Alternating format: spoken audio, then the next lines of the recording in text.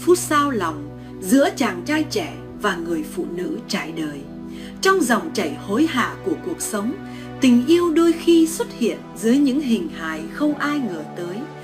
Vượt qua mọi định kiến và rào cản xã hội, mối tình lệch tuổi, đặc biệt là giữa một chàng trai trẻ với người phụ nữ đã đi qua nhiều thăng trầm, luôn ẩn chứa những phút xao lòng, sâu sắc, những cung bậc cảm xúc. Trong một buổi triển lãm tranh cũ kỹ giữa lòng Hà Nội, Lâm, chàng sinh viên năm cuối ngành kiến trúc với mái tóc hơi rối và đôi mắt đầy khát vọng, đã dừng chân rất lâu trước một bức họa trừu tượng mang tên Lặng. Người vẽ bức tranh đó là An, một phụ nữ 42 tuổi, người đã dành nửa đời mình để nếm trải những đắng cay của một cuộc hôn nhân đổ vỡ và những thăng trầm trong giới nghệ thuật. An đứng trong góc tối của căn phòng, lặng lẽ quan sát chàng trai trẻ đang say sưa ngắm tác phẩm của mình. Cô thấy ở Lâm một thứ năng lượng mà cô đã đánh mất từ lâu. Sự tò mò không vụ lợi khi Lâm quay lại và vô tình chạm mắt An. Anh đã không ngần ngại tiến tới. Chị là tác giả sao? Bức tranh này không phải là sự tĩnh lặng bình thường, nó là sự gồng mình để được bình yên. Câu nói ấy như một mũi tên xuyên qua lớp vỏ bọc điềm tĩnh mà An đã xây dựng suốt 10 năm qua. Họ bắt đầu gặp nhau nhiều hơn. Lâm mang đến cuộc đời An những buổi chiều dạo phố trên chiếc xe máy cũ, những túi ngô nướng nóng hổi và cả những câu chuyện về những giấc mơ viển vông của tuổi trẻ. An xao lòng, cô xao lòng không phải vì Lâm giàu sang hay thành đạt, mà vì Lâm nhìn cô như nhìn một người phụ nữ tràn đầy sức sống, chứ không phải một người đàn bà cũ đầy tổn thương. Ở bên Lâm, An thấy mình được phép yếu đuối, được phép cười sảng khoái mà không cần giữ kẽ. Ngược lại, Lâm bị cuốn vào thế giới của An như một thỏi nam châm.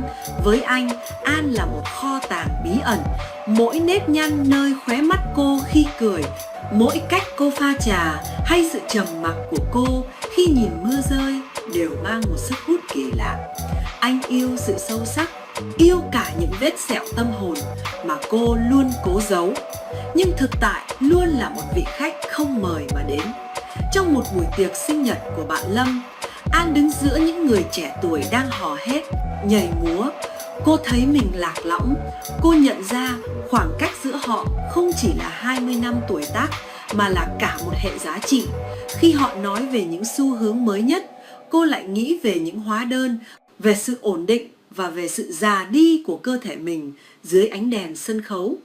Tối hôm đó, dưới ánh đèn đường vàng vọt, An nói: Lâm à, chúng ta đang đi trên hai đường ray khác nhau.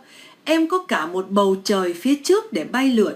Còn chị chỉ muốn một tổ ấm bình lặng.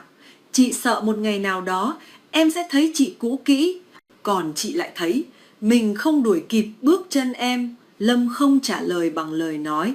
Anh nắm lấy bàn tay gầy của cô, áp vào má mình.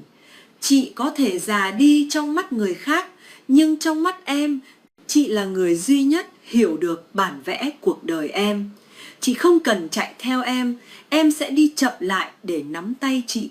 Phút xao lòng giữa họ đã biến thành một bản giao hưởng hài hòa, nơi sự trải đời của An làm nền cho sự nhiệt huyết của Lâm. Và ngược lại, tình yêu của Lâm là liều thuốc chữa lành những vết sẹo trong lòng An. Mối tình lệch tuổi giữa chàng trai trẻ và người phụ nữ trải đời không chỉ là một câu chuyện tình yêu, nó là một minh chứng cho thấy tình yêu đích thực có thể vượt qua mọi giới hạn, là một bản giao hưởng của sự gặp gỡ, bổ khuyết và trưởng thành. Những phút xao lòng, dù đau đáu hay mơ hồ, chính là những nốt nhạc trầm bổng tạo nên giai điệu sâu sắc và khó quên cho mối tình này. Đi vào một kỷ niệm trong đời